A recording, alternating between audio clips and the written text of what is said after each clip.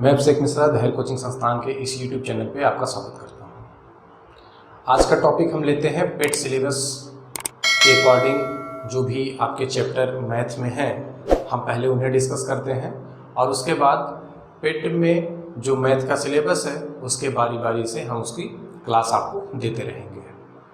तो UP SSC ने 2021 से जो आगामी ग्रुप सी और ग्रुप डी के पेपर होने हैं तो उन्होंने एक प्रिलिमिनरी टेस्ट रखा है जिसे हम पेट कहते हैं।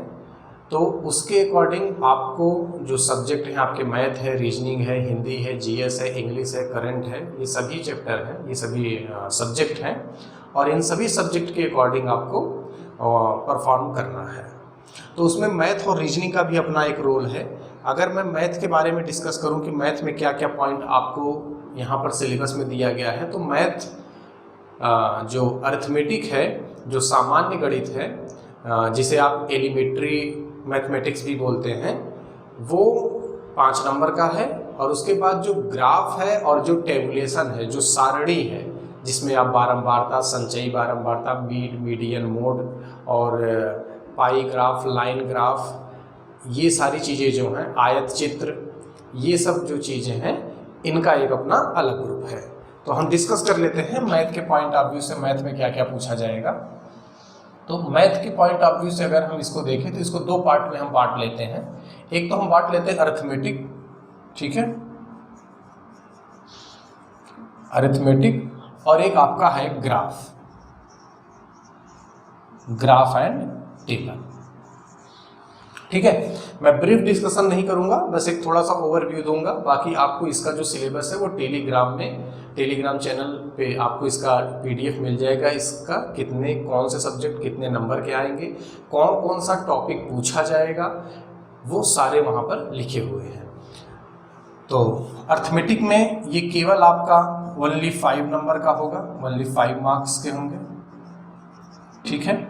और जो टेबल ग्राफ होगा वो 10 मार्क्स का होगा और जो टेबल होगा वो भी 10 मार्क्स का होगा, ठीक है। तो इस हिसाब से अगर आप देखेंगे तो आपका टोटल 25 मार्क्स के हो जाएंगे। तो यहाँ पर 100 क्वेश्चन आएगा टोटल, ठीक है, 100 क्वेश्चन 100 मार्क्स के, ठीक है। जो पेट का सिलेबस दिया गया है उसमें 100 क्वेश्चन है और 100 नंबर के हैं और समय जो दे रखा है वो 120 मिनट का 120 मिनट का समय है, यानी 2 घंटे का समय है, जिसमें से 25 नंबर आपका मैथ का है। क्लियर है यहाँ तक? 5 नंबर अरिथमेटिक का है और ग्राफ का 10 और 10, 2 ग्राफ आएंगे। एक ग्राफ में 5 क्वेश्चन होगा और हर क्वेश्चन 1 नंबर का होगा। यहाँ पर अगर निगेटिव मार्किंग की बात की जाए तो निगेटिव मार्किंग, कुछ बच्चे कंफ्यूजन में अगर हो तो निगेटिव मार्किंग यहाँ पर है 1/4 निगेटिव मार्किंग है, ठीक है। यानी अगर आपने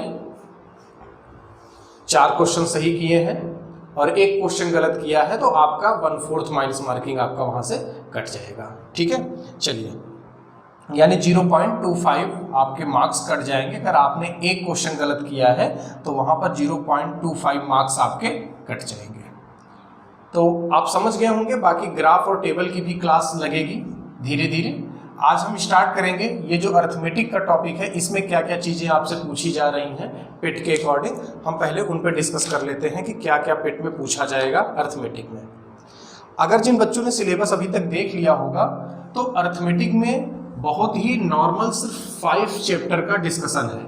सिर्फ 5 चैप्टर में उन्होंने अरिथमेटिक के 5 क्वेश्चन पूछने हैं और 5 नंबर के पूछने हैं। तो सबसे पहला जो चैप्टर है वो नंबर सिस्टम का है। क्लियर है यहाँ तक? तो सबसे पहला जो चैप्टर है वो है नंबर सिस्टम का, ठीक। और नंबर सिस्टम में उन्होंने स्पेशली मेंशन किया है होल नंबर का, ठीक है, होल नंबर यानी पूर्ण संख्या।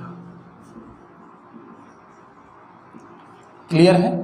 तो हम होल नंबर पे आने के पहले हम इस नंबर सिस्टम को एक्सप्लेन करते हैं, क्योंकि नंबर सिस्टम जब तक आप पूरा नहीं पढ़ेंगे तब तक होल नंबर नहीं आएगा। मैं नंबर सिस्टम एक अरिथमेटिक का ये एक ऐसा टॉपिक है जो कभी खत्म नहीं हो सकता। नंबर सिस्टम एक ऐसा टॉपिक है कि जिसे अगर आप पढ़ना स्टार्ट कर दे तो इसके अंदर इतनी चीज़ें हैं पढ़ने को कि बहुत ज़्यादा है, आप समझिए इस चीज़ को। नंबर सिस्टम अपने में यूनिक क्यों माना जाता है? क्योंकि नंबर सिस्टम 15 मिनट की क्लास है। अगर आप पढ़ेंगे तो 15 मिनट की नंबर सिस्टम की क्लास है, लेकिन इस 15 मिनट में जो प्रॉपर्टीज़ हैं नंबर की, यानी जो नंबर के गुण हैं, उन्हीं पर ये पूरा नंबर सिस्टम आपका डिपेंड है। हर एक नंबर की अपनी अलग प्रॉपर्टी है, 5 की अलग प्रॉपर्टी है, 9 की अलग प्रॉपर्टी है, 11 की अलग प्रॉपर्टी है। ऐसे कई स्पेशल नंबर हैं जिनकी अपनी अलग अलग प्रॉपर्टी है, और नंबर्स के इन्हीं प्रॉपर्टी के अकॉर्डिंग ये नंबर सिस्टम का चैप्टर बहुत ही डिफिकल्ट हो जाता है। जो बच्चा नंबर की जितनी ज़्यादा प्रॉपर्टी जान रहा होगा, जितना ज़्यादा एप्लीकेशन उनका समझ रहा होगा, वो नंबर सिस्टम को बहुत अच्छे से कर पाएगा। जैसे अभी आप रिमाइंडर थ्योरम पढ़ेंगे, साइक्लिसिटी पढ़ेंगे, टोसेंट मेथड पढ़ेंगे, ये सारा सब कुछ निकल के आता है जब आप किसी नंबर की प्रॉपर्टी जान रहे होते हैं। तो किसी व्यक्ति के बारे में आप जितना जानना चाहेंगे आप उतना जान सकते हैं। तो नंबर सिस्टम भी बिल्कुल वैसा ही टॉपिक है कि आप इसके बारे में जितना जानना चाहेंगे उतना आप समझ पाएंगे। हालांकि पेट में इतना डिटेल में आपसे नहीं पूछेगा। ये क्लास एसएससी वालों के लिए बिल्कुल भी नहीं है। अगर जो बच्चा एसएससी की तैयारी करता हो तो ये क्लास उसके लिए बिल्कुल नहीं है। ये सिर्फ और सिर्फ पेट, टेट, सी टेट, इस टाइप के एग्जाम देने वाले जो बच्चे हैं, ये क्लास उनके लिए बहुत ही इंपॉर्टेंट होगी। इसलिए ये क्लास को पूरी तरीके से देखिएगा। जब हम इसका क्वेश्चन कराना स्टार्ट करेंगे तब वो क्वेश्चन हम कई जगहों से एसएससी के भी क्वेश्चन सॉल्व करेंगे, क्योंकि एग्जाम में जो क्वेश्चन आएगा वो कहाँ से आएगा ये ना आपको पता होगा ना ही मुझे पता होगा। चलिए, अगर मैं नंबर सिस्टम की बात करूं तो नंबर सिस्टम क्या है, डेफिनेशन आप लोग एनसीईआरटी की बुक में पढ़ा करिए, ठीक है। तो नंबर सिस्टम क्या है कि ये जो नंबर सिस्टम हम पढ़ रहे हैं ये डेसिमल नंबर सिस्टम हम पढ़ रहे हैं, डेसिमल नंबर सिस्टम, ठीक है। दशमलव संख्या पद्धति, ठीक है। अगर आप संख्या पद्धति नंबर सिस्टम पे आएंगे तो बाइनरी नंबर सिस्टम होगा, ऑक्टल नंबर सिस्टम होगा, डेसिमल नंबर सिस्टम होगा, हेक्साडेसिमल सिस्टम होगा। तो कई नंबर सिस्टम है। जो आपके सिलेबस में है वो है डेसिमल नंबर सिस्टम। क्लियर है? अब डेसिमल नंबर सिस्टम को अगर क्लासिफाई किया जाए तो आप बोल सकते हैं रियल नंबर, और इमेजिन नंबर, ठीक है। हिंदी इसकी होगी वास्तविक संख्या,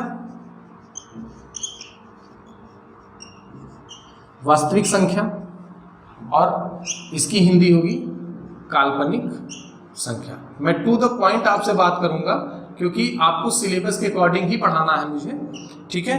तो बाकी जो चीजें रह जाएंगी, जो इस सिलेबस के अंदर नहीं आएंगी, उन्हें हम फिर किसी नेक्स्ट वीडियो में डिस्कस करेंगे, ठीक है। चलिए, अगर बात किया जाए नंबर सिस्टम की तो दो प्रकार के नंबर बन के आते हैं हमारे पास। डेसिमल नंबर सिस्टम में दो प्रकार के नंबर होंगे, एक रियल नंबर होगा, वास्तविक संख्या होगी, और एक इमेजिन नंबर होगा।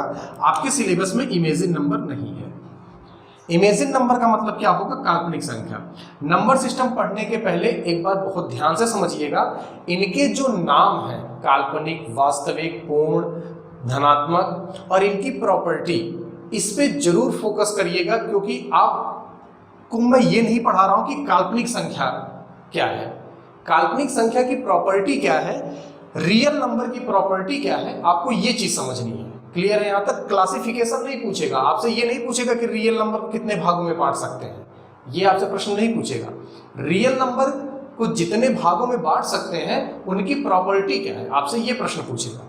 काल्पनिक संख्या क्या संख्याएं होती? ऐसी संख्याएं जो काल्पनिक हो, जो कल्पना में हो, जो वास्तव में हो ही नहीं। या आप ऐसा कह सकते हैं, किसी संख्या का यदि मैं वर्ग करूं, यदि आप किसी संख्या x का वर्ग करें और इसका जो मान हो वो क्या आ जाए? निगेटिव आ जाए। अगर आप किसी संख्या का वर्ग करिए और वो वैल्यू क्या आ जाए? निगेटिव आ जाए, तो इसी को बोला जाता है काल्पनिक संख्या, जो कि ये असंभव है। अगर आप किसी भी दो संख्याएं, चाहे वो पॉजिटिव हो चाहे निगेटिव हो, दो समान संख्याओं का कभी मल्टीप्लाई करेंगे, समान संख्याओं का मल्टीप्लाई करेंगे तो वो हमेशा क्या आएगा? पॉजिटिव आएगा, ठीक है। चलिए, तो इसी हिसाब से यहाँ पर जो आई होता है, तो आई का जो वैल्यू होता है वो अंडर रूट क्या होता है, -1 होता है। आयोटा, इस आई को क्या बोलते हैं, आयोटा बोलते हैं। तो आई की वैल्यू कितनी होती है, अंडर रूट -1 होता है। अगर मैं इसके एग्जाम्पल की बात करूं कि इसके क्या क्या एग्जाम्पल होंगे, तो मैं एग्जाम्पल यहाँ पर लिख दे रहा हूँ। जैसे अगर आपसे कोई पूछे कि 5i, क्लियर है, जैसे 3i 2 + 3i, ठीक है, 5 - 7i, ये जो है ये इनके एग्जाम्पल होते हैं। तो काल्पनिक संख्या, इमेजिन नंबर, ये एसएससी का पार्ट है, बाकी और किसी एग्जाम में काल्पनिक संख्या आपसे नहीं पूछेगा। क्लियर है यहाँ तक? तो हमारे सिलेबस में ये नहीं है, ये पेट के सिलेबस में नहीं है। तो हम आते हैं रियल नंबर पे। रियल नंबर को 2 तरीके से बांट दिया गया।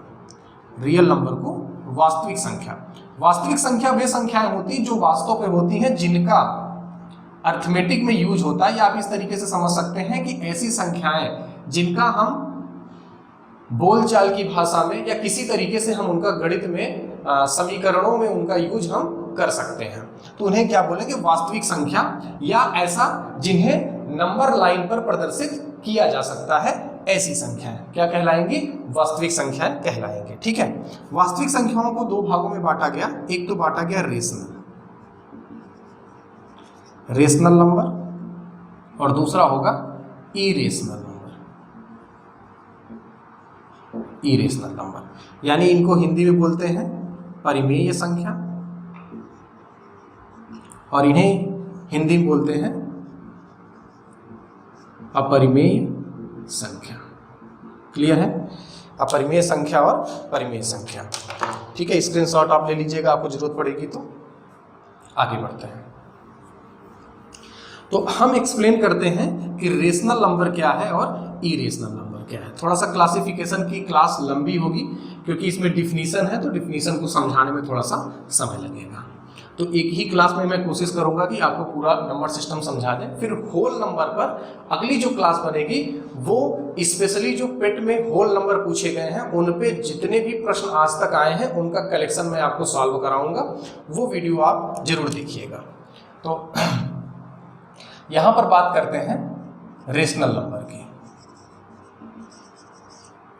रेशनल नंबर, और यहां आ जाएगा इरेशनल नंबर, परिमेय संख्या और अपरिमेय संख्या। क्लियर है यहां तक? अब रेशनल नंबर को कई तरीके से प्रदर्शित किया जा सकता है। ठीक है, मैं बारी बारी से आपको समझाता हूं। जैसे आप बोला जाए 2, 3, 1, ये सब क्या है, 0, 1, 2, 3, 4, 5, ये सब क्या है, आपके रेशनल नंबर है। जैसे अगला -1, -2, -3, -4, ये सब क्या है, आपके रेशनल नंबर है। जितने भी नंबर आप लिख सकते हो इस तरीके से, जैसे 0.5, 0.2, 0.139, 4.93651, ये क्या है, आपके रेशनल नंबर है। अगला है जैसे 0.3 पे बार, इसे बार बोलेंगे। ठीक है, 0.72 इस पे बार, 0.69 पे बार। क्लियर है? या 0.3121212 इस तरीके से, ये आपके क्या है, रेशनल नंबर है। अगली बात देखते हैं, जैसे √25, या आप इस तरीके से भी लिख सकते हैं 5 के पावर 1/2। क्लियर है यहाँ तक? जैसे आप लिख सकते हैं 36 के पावर 1/2। क्लियर है यहाँ तक? आगे बढ़ते हैं। इस तरीके से जो भी नंबर आपके मिलने वाले हैं ये आपके क्या कहलाएंगे, परिमेय संख्याएं कहलाएंगी, रेशनल नंबर कहलाएंगी। यानी ऐसी संख्याएं, इसका जो डिफिनीशन बनता है, ऐसी संख्याएं जिनको p/q के रूप में लिखा जा सके।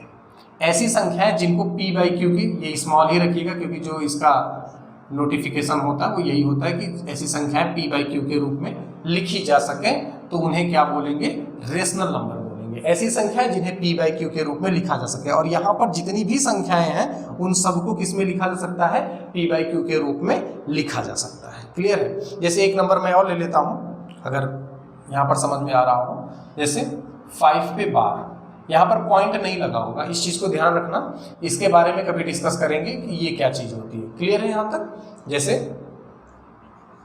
5 पॉइंट दोनों के बाहर, ठीक है, तो ये आपका क्या कहलाएगा? ये आपका रेशनल नंबर कहलाएगा। क्लियर है यहाँ तक? अब हम बात करते हैं इरेशनल नंबर क्या होते हैं। इरेशनल नंबर सबसे पहले आप समझना, जितने नोटिफिकेशन है जैसे पाई, एप्सिलॉन ई, ठीक है, साई, ये सब जितने भी हैं, क्लियर है, पाई, साई, ठीक है, ये जितने भी हैं ये सब क्या है? आपके इरेशनल नंबर है, क्योंकि दशमलव के बाद इन सभी के जो मान हैं, इनके मान दशमलव के बाद निश्चित नहीं होते। ठीक है, इमेज में आपको दिख रहा होगा, ठीक है, आप इसके इमेज में आपको दिख रहा होगा, इन सभी के मान आपको इमेज में दिख रहे होंगे। आप चाहे तो लिख भी सकते हैं या स्क्रीनशॉट आप ले सकते हैं उस चीज का। ठीक है, अगली बात करते हैं इनका और क्या एग्जांपल है। जैसे मैं बात करूं क्यूब रूट 9, ठीक है, यानी जिसका अंडर रूट न निकल पाए, जैसे अंडर रूट 5, अंडर रूट 11। तो ये जो वैल्यू है ये आपकी क्या कहलाएंगी? अपरिमेय संख्याएं कहलाएंगी, इरेशनल नंबर कहलाएंगी। जैसे एक एग्जांपल और इसका देखते हैं, जैसे 0.3146928326513। अब इस तरीके से ये वैल्यू आगे बढ़ती चली जाएगी। यानी कहने का मतलब ये जो डेसिमल होता है, ठीक है, इसे बोलते हैं नॉन रिपीटिंग, इसे बोलते हैं नॉन रिपीटिंग, या इसको बोलते हैं नॉन टर्मिनेटिंग। ठीक है, non terminating decimal, non terminating decimal. और ये जो आपका दशमलव था, ये वाला एग्जांपल क्लियर है, ये वाला, इस तरीके के दशमलव को क्या बोलते हैं? जब हम आपको टाइप ऑफ डेसिमल पढ़ाएंगे, क्योंकि आपके सिलेबस में डेसिमल और फ्रैक्शन भी है, इसलिए हम इस पे ज़्यादा चर्चा नहीं करते हैं कि कौन सा दशमलव कब होगा, इनकी वैल्यू क्या होगी, इन सब पे भी हम चर्चा नहीं करते, क्योंकि अभी जब मैं आपको डेसिमल और फ्रैक्शन पढ़ाऊंगा तब इनके बारे में डिटेल चर्चा करेंगे, और तब उसी समय मैं इसके बारे में भी चर्चा करूंगा कि ये क्या चीज़ होती है। क्लियर है यहाँ तक? चलिए, इसे बोलते हैं टर्मिनेटिंग डेसिमल। इसे क्या बोलते हैं? Terminating decimal. ठीक है, आवर्ती दशमलव या पुनरावृत्ति दशमलव, इसकी हिंदी होती है पुनरावृत्ति दशमलव, पुनरावृत्ति दशमलव। क्लियर है? क्योंकि ये देखिए बार बार ये रिपीट हो रहे होते हैं। यहाँ पर देखिए, सॉरी ये मैंने गलत कर दिया, यहाँ पर टर्मिनेटिंग डेसिमल, ये चीज क्लियर है। यहाँ पर ये देखिए पुनरावृत्ति 12 12 12 12, इनकी क्या होती है? पुनरावृत्ति होती है। तो अब आप समझ गए होंगे कि रेशनल नंबर क्या है, इरेशनल नंबर। इरेशनल नंबर को p/q के रूप में नहीं लिखा जा सकता, इरेशनल नंबर को p/q के रूप में नहीं लिखा जा सकता, इस चीज को समझिएगा। अगर आपसे रेशनल और इरेशनल में कोई डिफिनीशन पूछे तो आप सिंपल सा बता सकते हैं कि रेशनल नंबर होता है जिसे हम p/q के रूप में लिख सकते हैं, और इरेशनल नंबर होता है जिसे हम p/q के रूप में नहीं लिख सकते हैं। यहां तक बात समझ में आ रही होगी, आप चाहे तो स्क्रीनशॉट ले सकते हैं इसका। चलिए आगे बढ़ते हैं। तो इरेशनल को हम ड्रॉप करते हैं, इरेशनल आपके सिलेबस में नहीं है, ये किसी सवाल को सॉल्व करते वक्त आंसर के रूप में आ सकता है, लेकिन इसकी कोई प्रॉपर्टी नहीं है। तो इरेशनल को आपको नहीं पढ़ना है, आपको पढ़ना है रेशनल नंबर यानी परिमेय संख्या को पढ़ना है। तो हम बात करते हैं परिमेय संख्या का क्लासिफिकेशन क्या है। क्लियर है? चलिए, तो हम बात करते हैं यहां से नंबर सिस्टम में। अब हम पहुंच चुके हैं रेशनल नंबर में, रेशनल नंबर। ठीक है, रेशनल नंबर यानी परिमेय संख्या। परिमेय संख्या अभी मैंने बताया जिसे p/q के रूप में लिखा जा सके। अब परिमेय संख्या को जब हम क्लासिफाई करते हैं तो दो पार्ट में क्लासिफाई करते हैं। एक तो होता है इंटीजर, जिसे हम बोलते हैं क्या? इंटीजर, पूर्णांक, इंटीजर यानी पूर्णांक। क्लियर है? और एक होगा फ्रैक्शन। एक क्या होगा? फ्रैक्शन यानी भिन्न। क्लियर है यहां तक? अब इनको भी p बाई क्यू के रूप में लिख सकते हैं और इनको भी p बाई क्यू के रूप में लिख सकते हैं। फ्रैक्शन भी दो तरीके का होगा, इसको हम नेक्स्ट क्लास में समझेंगे क्योंकि फ्रैक्शन आपके सिलेबस में है तो इसके बारे में अच्छे से पढ़ना है, इसलिए हम नेक्स्ट क्लास में इसे देखेंगे। फ्रैक्शन भी दो तरीके का होगा, ठीक है। एक होता है प्रॉपर फ्रैक्शन और एक होता है इम्प्रॉपर फ्रैक्शन, ठीक है। यानी एक होता है उचित भिन्न और एक होता है अनुचित भिन्न। तो इसको अगली क्लास में देखेंगे। अब हम आते हैं इंटीजर पर। इंटीजर पूर्णांक क्या चीज होती है? तो अगर मैं पूर्णांक के बारे में बात करता हूं तो पूर्णांक को मेनली दो तरीके से बांटा गया, समझिएगा पहले ध्यान से। क्लियर है? एक तो बोला गया निगेटिव इंटीजर, ठीक है, यानी ऋण पूर्णांक, ठीक है। और दूसरा हुआ पॉजिटिव इंटीजर जिसे बोला गया धन पूर्णांक। क्लियर है? ऋण पूर्णांक और धन पूर्णांक। अब बात आती है कि ऋण पूर्णांक किसे कहते हैं और धन पूर्णांक किसे कहते हैं।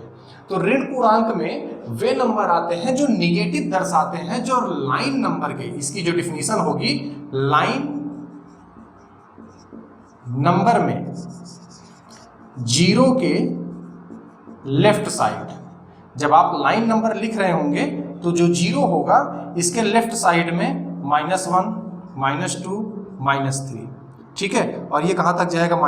-इन्फिनिटी तक जाएगा।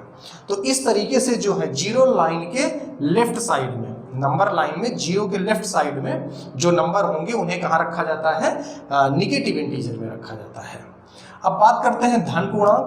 धन पूर्णांक का एक नाम और भी है, आप ध्यान से समझना, पहले इस पे डिस्कस कर लेते हैं। धन पूर्णांक क्या है? इसके लिए आप बोल सकते हैं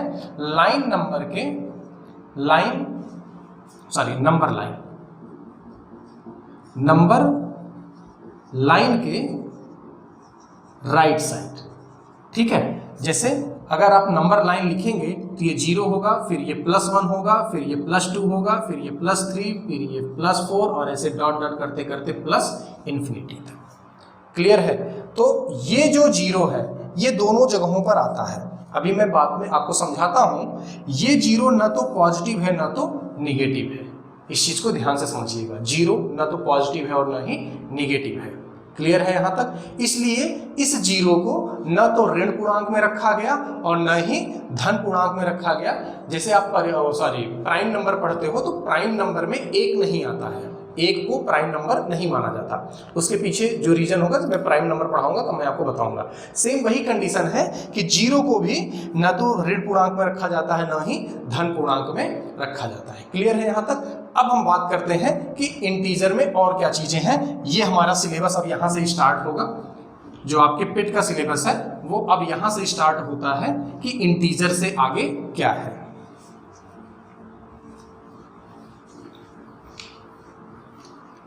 चलिए, तो आपने देख लिया कि आपके पास इंटीजर कौन कौन से हैं। यानी अगर आपने पूर्णांक की बात की है तो पूर्णांक आपके पास क्या है? एक तो आ गया आपके पास धन पूर्णांक, इसे क्या बोलते हैं? Positive integer.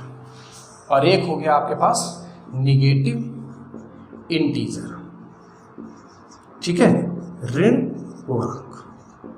चलिए, अभी इस पे बाद में चर्चा करेंगे। ऋण पूर्णांक आपके सिलेबस मान के चलिए नहीं है, ऋण पूर्णांक नहीं है। अब अगर आप बात करें धन पूर्णांक की तो धन पूर्णांक को ही क्या बोलते हैं? प्राकृतिक संख्या। धन पूर्णांक को ही क्या बोलते हैं? प्राकृतिक संख्या यानी नेचुरल नंबर। अब आप जरा ध्यान से समझना, अगर आपसे जो प्रॉपर्टी धन पूर्णांक की होगी वही सारी प्रॉपर्टी क्या होंगी? नेचुरल नंबर की होगी। जैसे एक ही व्यक्ति के दो नाम। क्लियर है? आप ऐसा बिल्कुल मत समझना कि ये दोनों अलग अलग हैं, बिल्कुल नहीं। नेचुरल नंबर भी, नेचुरल नंबर इन्हें क्यों बोला जाता है? पॉजिटिव नंबर को, क्योंकि प्रकृति में जो भी संख्या, जो भी वस्तुएं हैं वो क्या है? काउंटेबल है। जो प्रकृति में है वो सबके सब क्या है? काउंटेबल है। ठीक है, काउंटेबल का मतलब क्या होता है? गणना योग्य। ठीक है, यानी प्रकृति में जो वस्तुएं, जैसे एक मार्कर, 5 उंगलियां, एक सर, 2 कान, 2 आंख, एक व्यक्ति, 2 व्यक्ति, 4 व्यक्ति, क्लियर है। तो जो भी प्रकृति में है, एक पेड़, 2 पेड़, एक जानवर, 10 जानवर, 100 जानवर, इस तरीके से जब भी आप कोई बातें करते तो आप उनकी काउंटिंग करते हैं। और जो काउंटिंग की स्टार्टिंग पोजीशन होती है वो कहां से होती है? 1 से होती है। तो इसलिए, और धन पूर्णांक की भी काउंटिंग कहां से शुरू हो जाती है? +1 से। इसलिए 1 को 1 2 3 1 2 3 4 5 ये सब क्या है? ये आपके पॉजिटिव इंटीजर भी हैं, यही आपके क्या है? प्राकृतिक संख्याएं भी हैं, और यही आपकी क्या है? काउंटेबल नंबर यानी गणित संख्याएं इन्हें भी बोलते हैं, जो गणना में उपयुक्त होती हो।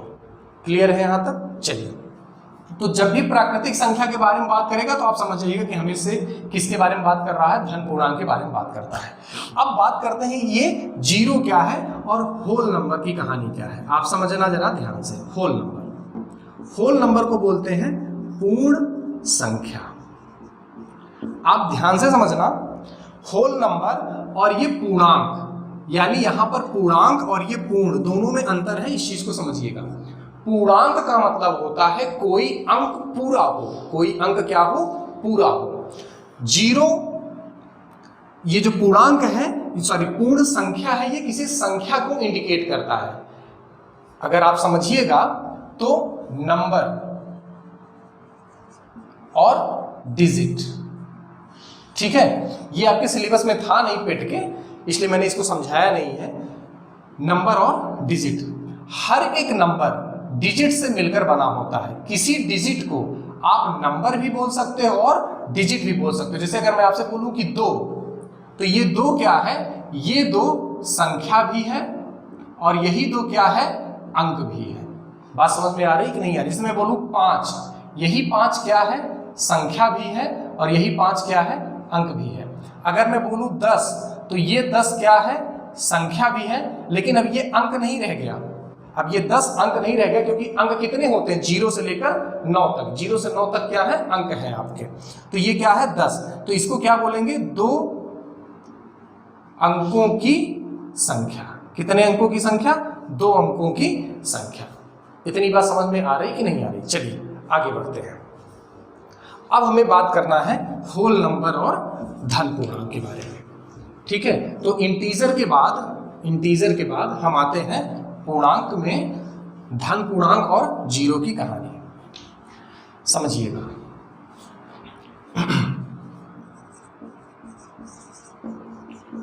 होल नंबर और धन पूर्णांक यानी पॉजिटिव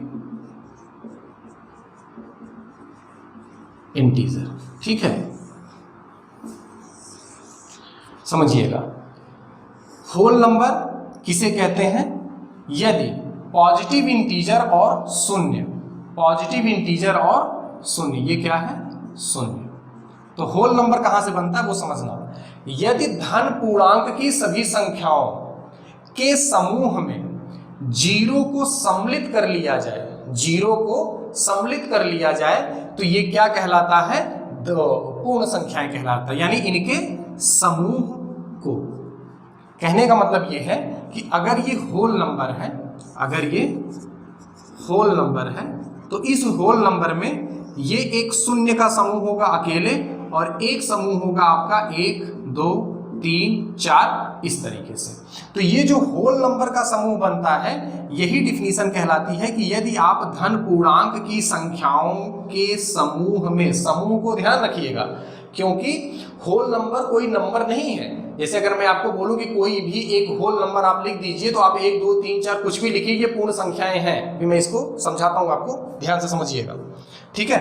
तो ये जीरो, अगर जीरो को धन पूर्णांक के साथ, धन पूर्णांक के समूह में सम्मिलित कर दिया जाए, तो ये पूरा जो समूह नया बनेगा, इसे ही हम क्या बोलेंगे? होल नंबर बोलेंगे, पूर्ण संख्या बोलेंगे। यहां से मैं आपको एक जो आपके काम की चीज है, जिससे आपके कई प्रश्न हल होने वाले हैं, उसको मैं समझाता हूं। क्लियर है? डिफिनीशन आप लोग बुक से देख लीजिएगा, एनसीईआरटी की कोई भी बुक आप उठाएंगे, ये नॉर्मल से क्लास 6 के बुक में 7th के बुक में आपको ये बहुत आराम से मिल जाएगा। और मैं आपको बता रहा हूँ कि जो क्वेश्चन मैं कराने वाला हूँ वो इन्हीं सब बुक से मैं उठा के लाया हूँ, और आप देखेंगे कि कितने मज़ेदार प्रश्न हैं कि जो एसएससी के बच्चे भी अगर कायदे से ध्यान लगा कर ना करें तो गलत कर जाएंगे। क्लियर है? चलिए अब मैं आपको समझाता हूँ, समझना जाए ध्यान से। पहला पॉइंट समझिएगा, पूर्ण संख्या के बारे में लिखते हैं। सभी प्राकृतिक संख्या, सभी प्राकृतिक संख्या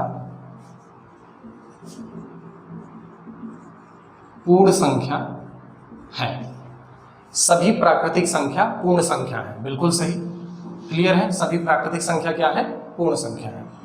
दूसरी बात लिखता हूं, सभी पूर्ण संख्या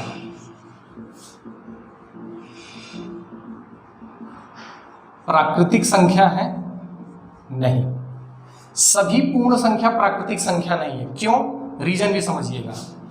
0 पूर्ण है पर प्राकृतिक नहीं। क्लियर है यहां तक? सभी पूर्ण संख्या प्राकृतिक संख्या है, ये गलत है। क्यों गलत है वो मैं आपको समझा देता हूं। सभी पूर्ण संख्या, सभी का मतलब 0 भी आ गया, और 0 पूर्ण तो है पर प्राकृतिक संख्या नहीं है। चलिए अगली बात पे आते हैं। सभी प्राकृतिक संख्या, सभी प्राकृतिक संख्या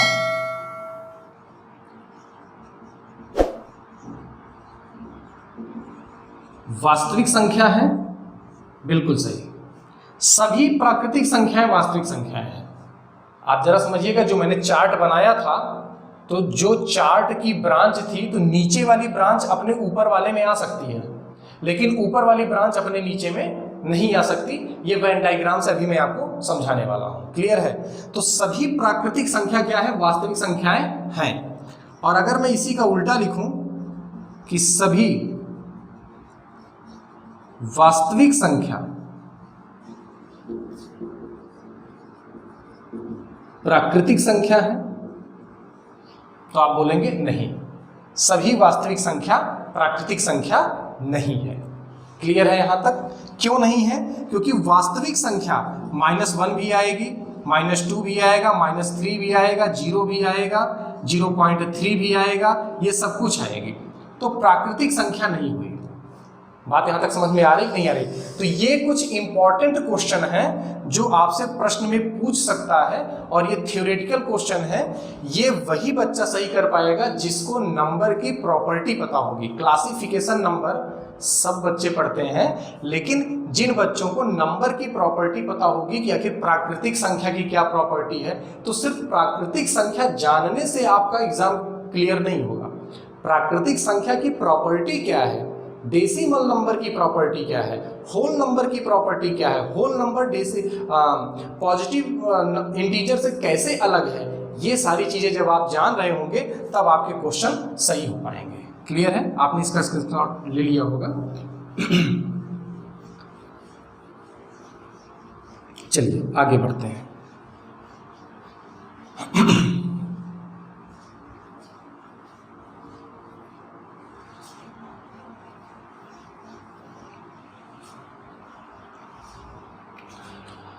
तो आज की क्लास बस यहीं तक। उम्मीद करता हूं कि क्लास आपको समझ में आई होगी। छोटी सी क्लास रखेंगे नंबर सिस्टम का। अगली क्लास में जो मेरा टॉपिक रहेगा, मोस्ट इंपॉर्टेंट टॉपिक जो आपके सिलेबस का है, होल नंबर। ठीक है? Whole number. कल की नेक्स्ट क्लास में हम होल नंबर क्या है, इसकी प्रॉपर्टी, ठीक है, और इसके जो क्वेश्चन है, क्लियर है, इनको डिस्कस करेंगे। तो नेक्स्ट क्लास में हम फिर से मिलेंगे और इन सभी टॉपिक को डिस्कस करेंगे। अगर क्लास आपको समझ में आई हो तो वीडियो को शेयर करिएगा और लाइक करिएगा। इस चैनल पे अब आपको जीएस की भी क्लास अवेलेबल हो रही है। बहुत ही जल्द आपको हिंदी की भी क्लास अवेलेबल होना स्टार्ट हो जाएगी, और बाकी की जो भी क्लासें अभी किसी कारणवश नहीं हो पा रही हैं, वो बहुत जल्द हम कोशिश कर रहे हैं कि जितने भी टीचर हैं उनसे कहा जाए कि वो अपनी अपनी क्लास लिया करें। तो वीडियो को लाइक करिएगा और शेयर करिएगा। धन्यवाद।